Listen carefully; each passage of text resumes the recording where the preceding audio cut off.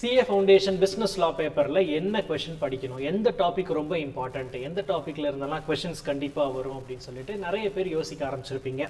So this video is for those people who ask like what should I read, last மினிட்ல நான் என்னென்னலாம் படிக்கணும், என்னென்னலாம் ரிவைஸ் பண்ணணும் அப்படின்னு சொல்லிட்டு. This is Lakshmanan from Shilpis Academy. இந்த வீடியோவில் பிஸ்னஸ் லாஸ்க்கான லா பேப்பரில் லாஸ்ட் மினிட்ல நம்ம என்ன நல்லா ரிவிஷன் பண்ணணும் அப்படின்றத பார்க்க போகிறோம். So you might be aware, இந்த பேப்பர் பார்த்தீங்க அப்படின்னா புது சிலபஸில் 7 யூனிட் தான் இருக்குது. 7 units only is there. Of course 7 unit இருக்குது. நீங்கள் என்ன வெறும் 7 யூனிட் அப்படின்னு சொல்கிறீங்களே சிம்பிளாக அப்படின்னு கேட்பீங்க. ரொம்ப சிம்பிளான பேப்பர் தான் கம்பேரிட்டிவ்லி. ஏன்னா ஃபுல் லா பேப்பர் நம்ம இப்போ 100 மார்க் எழுத போகிறோம். அதுலேயும் பார்த்தீங்கன்னா இந்த first unit Indian regulatory framework is a basic ஒரு லா. ரெகுலேட்டரி ஃப்ரேம்வொர்க்னா என்ன பேசிஸில் நம்மளுக்கு இப்போ கரண்ட்டில் இவ்வளோ ஆக்ட் வச்சுருக்கோன்னா அது எப்படி எவால்வ் ஆச்சு அப்படின்ற ஒரு சின்ன அண்டர்ஸ்டாண்டிங்காக கொடுத்துருக்காங்க. ரொம்ப ஈஸி திங். அந்த பேப்பரில் அந்த யூனிட் எல்லாம் வந்து நீங்கள் டவுட்டே வச்சுக்க கூடாது, எந்த ஒரு சாய்ஸில் விடுறதும் அப்படின்றது கூடாது. கம்ப்ளீட்டாக படிச்சிருக்கணும். Chapter number 1 Indian regulatory framework. Right. So second chapter is the Indian Contract Act of 1872, the most important part. ரொம்ப இம்பார்ட்டன்ட்டான ஒரு விஷயம். கான்செப்சுவல் கிளாரிட்டி வந்து பக்காவாக இருக்கணும் இந்த 9 யூனிட். ரைட்டுங்களா? ஏன்னா கொஷின்ஸ் கம்பேரிட்டிவாக நீங்கள் யோசிக்கும் போது இந்த சாப்டர்ல இருந்து தான் அதிகமான கொஷின்ஸ் வரக்கான சான்சஸ் நிறைய இருக்குது. கான்ட்ராக்ட் ஆக்ட் ரைட்டா?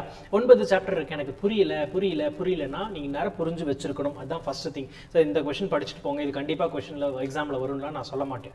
புக் பேக்கில் இருக்கிறத தரவாக புரிஞ்சு வச்சிருக்கணும். கொஷின் எப்படி இருக்குது, அது என்ன ஆன்சர்னு. It should not be like இந்த கொஸ்டின் வந்தால் இதுதான் ஆன்சர்னு படிச்சுட்டு போனீங்கன்னா it will not be of any use. You have to know what are the questions அப்படின்றத தெரிஞ்சு வச்சிருக்கணும். ரைட்? அப்போ செகண்ட் யூனிட் வந்து ஃபுல்லாக படிக்கணும், புக் பேக் படிக்கணும். யூனிட் வைஸாக நம்ம இப்போ பார்க்கலாம். தேர்ட் யூனிட்ல வந்து சேல் ஆஃப் குட்ஸ் ஆக்ட் இருக்கு. இந்த தேர்டு சாப்டர் வந்து எகைன் நெக்ஸ்ட் இம்பார்ட்டன்ட் டு கான்ட்ராக்ட்னு கூட நம்ம சொல்லலாம். 4 யூனிட்டுமே ரொம்ப சிம்பிளா பேசிக் அண்டர்ஸ்டாண்டிங்கோட இருக்கும். அதுலேயும் புக் பேக் கொஸ்டின்ஸ் இருக்கு, அதை ரெடி பண்ணிருங்க. அடுத்து 4th யூனிட் வாங்க. 4th யூனிட்ல பார்ட்னர்ஷிப் ஆக்டும் படிச்சுக்கோங்க. அண்ட் 5, 6, 7ம் நம்மளுக்கு ஈக்குவலி இம்பார்ட்டன்ட். இது என்ன எல்லாமே இம்பார்ட்டன்ட் சொல்லிட்டீங்க அப்படின்னா எஸ் அஃப்கோர்ஸ் எல்லாமே இம்பார்ட்டன்ட் தான். எந்த கொஸ்டினும் நம்ம சாய்ஸ் வரணும் அப்படின்றது நம்ம சொல்ல மாட்டோம். கொஸ்டின் பேஸ்ல நம்ம எப்படி எதிர்பார்க்கலாம் அப்படின்னா first chapter, 7th chapter, 5th chapter, இது 1, 5 and 7 இதுல பாத்தீங்கன்னா ரெண்டு क्वेश्चंस கேட்கறதுக்கான சான்சஸ் இருக்கு. 2 क्वेश्चंस you might expect. அதுக்கு அடுத்து எதுல ஜாஸ்தியா கேட்பாங்கன்னா கம்பெனி செக்ல ஒரு 3 क्वेश्चंस, பார்ட்னர்ஷிப்ல ஒரு 3 क्वेश्चंस, அப்புறம் சேல் ஆஃப் குட்ஸும் கான்ட்ராக்ட்லயே ஒரு 4 क्वेश्चंस கேட்கலாம். It depends. It completely depends on the marks allotted for every question. ஒரு क्वेश्चनக்கும் மார்க் எவ்வளவு அலாட் பண்ணிருக்காங்களோ அதை பொறுத்து தான் அமையும். சோ அதுவும் நீங்க ரொம்ப இம்பார்ட்டன்ட்டா பாத்துக்கணும். இந்த இவ்ளோ क्वेश्चंस கண்டிப்பா வரும், இந்த சாப்டர் சாய்ஸ் விட்டுற, அந்த சாப்டர் சாய்ஸ் விட்டுறலாம், இவ்வளவுதான வரும் அப்படி எல்லாம் தயவு செஞ்சு நம்பிட்டு போகாதீங்க.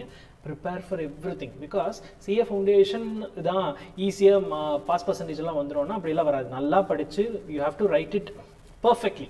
ஒரு நல்ல ப்ராப்பரான ஆன்சர் எல்லா இது எழுதினா தான் பாஸ் பண்ண முடியும். டோன்ட் திங்க் லைக் ஃபவுண்டேஷன் தானே அப்படி தானே இப்படி தானேலாம் don't take it that lethargic. ரொம்ப லெத்தாஜிக்காக எடுத்துக்க வேண்டாம். ஒரு யூனிட்டும் இம்பார்ட்டண்ட்டாக படிக்கணும். சரிங்களா? இப்போ படித்து முடிச்சிருக்கணும் ஆல்ரெடி. கண்டிப்பாக இனி புதுசாலாம் படிக்கிறதுக்கான டைம் இல்லை, ஆல்ரெடி படிச்சிருப்பீங்க. இப்போ லாஸ்ட்டில் நம்ம எப்படி ரிவைஸ் பண்ணலாம் அப்படின்னு சொல்லிட்டு பார்ப்போம்.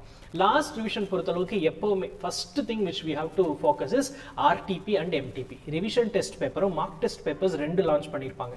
அந்த 3யுமே ரிவிஷன் டெஸ்ட் பேப்பரில் இருக்க கொஸ்டின்ஸ், மார்க் டெஸ்ட் பேப்பரில் இருக்கிற 2 கொஸ்டின் பேப்பரில் இருக்கிற கொஸ்டின்ஸ் எல்லாத்தையுமே ப்ராப்பராக படிச்சுட்டீங்க. ஒர்க் எழுதி பார்க்கணும், ரொம்ப முக்கியம். அதுதான் இந்த கொஸ்டின் இதுதான் ஆன்சர், இதுதான் கொஸ்டின் இதுதான் ஆன்சர்னு சும்மா படிச்சு பார்த்துட்டு போறது, அதை மெமரைஸ் பண்ணிட்டு போறதுன்னா it will not be of any use. You have to write. மேக்ஸுக்கு அக்கௌண்ட்ஸுக்கு எழுதி பார்க்கலாம், லாக்குமா எழுதி பார்க்கணும்னா கண்டிப்பா see how much ever you write for accounts, the same thing you have to give for law also. அது எந்த அளவுக்கு போட்டு பார்த்தா தெரியுமா, அது மாதிரி இது எழுதுனாதான் you'll be able to write it in a proper way. அதனால இதுவும் எழுதி பாருங்க. கொஸ்டின் கையில கிடைச்சிச்சு அப்படின்னு சொல்லிட்டு படிச்சு பார்த்துட்டு போகாதீங்க. தயவு செஞ்சு ரைட் அண்ட் சி எழுதி பார்த்துருங்க. எது mark test paper 1, mark test paper 2 and RTP. இது மூணுமே நம்மளுடைய வெப்சைட்டில் ICABS வெப்சைட்டில் ஸ்டூடெண்ட் லாகின் இருக்கும். அதில் லாகின் பண்ணிட்டு போயிட்டு நீங்கள் மார்க் டெஸ்ட் பேப்பர் நீங்கள் எழுதலாம். ஸோ நம்ம எக்ஸாம் பெர்ஸ்பெக்டிவ் பொறுத்தளவுக்கு இந்த 7 சாப்டரில் இருக்கிறது தான் அங்கே கொஸ்டின்ஸ் இம்பார்ட்டன்ட் வரும். யூ மைட் எக்ஸ்பெக்ட் 3 இருக்கு இல்லைங்களா, RTP 1, MTP 1, MTP 2, இது 3 இருக்கு. இந்த 3லையுமே இருந்து நமக்கு ஒரு அப்ராக்சிமேட்டாக ஒரு 20 to 25 மார்க்ஸ் வரக்கான சான்சஸ் இருக்கு. we might expect வரலாம். 25 மார்க்குக்கு வரலாம். மேபி லைக் டைரக்ட் கொஸ்டினா சொல்ல முடியாது. இதுல இருக்கிற same type of questions will be asked, but அந்த நேமோ இல்ல அந்த something will be changed, but questions வந்து கண்டிப்பா வரக்கான சான்சஸ் இருக்கு. ஸோ அதனால அந்த 3யுமே நல்லா பார்த்து படிச்சுட்டு போயிருங்க. ஓகே, அது it should not be like exam 20th நான் 19th உட்காந்து அதை பார்ப்பேன்னா கண்டிப்பாக அதை பண்ணக்கூடாது. Before that you have to prepare separately. தனியாக உட்காந்து எழுதி பார்த்துட்டீங்க அப்படின்னா it is enough. Last minute revision பொறுத்தளவுக்கு RTP MTP ரிவைஸ் பண்ணிக்கோங்க. நம்மளுடைய யூனிட்டுக்கு பின்னாடியுமே ஒரு சம்மரி மாதிரி சார்ட்ஸ் கொடுத்துருப்பாங்க, அதை ரீகால் பண்ணுறதுக்கு யூஸ் பண்ணிக்கோங்க. டோன்ட் கோ இன் டீடைல், ரொம்ப ஒன்று லைன் பை லைனாக நீ எக்ஸாமுக்கு போகிறக்கு முன்னத்த நாள்லாம் படிக்கக்கூடாது. சம்மரி சார்ட்ஸை ரீகால் பண்ணிகிட்டே இருக்கணும். Once you read the heading itself you should come to the conclusion, like இதுதான் இந்த ஹெட்டிங்கில் இருந்துச்சு, இதை மட்டும் நம்ம பார்த்தா போதும் அப்படின்ற மாதிரி அண்டர்ஸ்டாண்டிங்க்கு வந்துடணும். ரைட், இதெல்லாம் ஜென்ரல் பாயிண்ட்ஸ் நமக்கு. அதுக்கு அடுத்து நம்ம லா பொறுத்தளவுக்கு என்ன பண்ணணும்னா நீட் ஹேண்ட் ரைட்டிங்கில் எழுதணும். அப்படியா அப்படின்னா அப்படிலாம் கிடையாது. It should mean a legible hand writing நம்ம சொல்லலாம். எல்லாத்துக்குமே பியூட்டிஃபுல்லாக அழகாக எழுதுவாங்களா, இட்ஸ் நாட் பாசிபிள் இல்லையா. ஒவ்வொருத்தரோட கையெழுத்து ஒவ்வொரு மாதிரி இருக்கும். Legible hand writing is very important. அது என்ன லெஜிபிள் ஹேண்ட் ரைட்டிங்?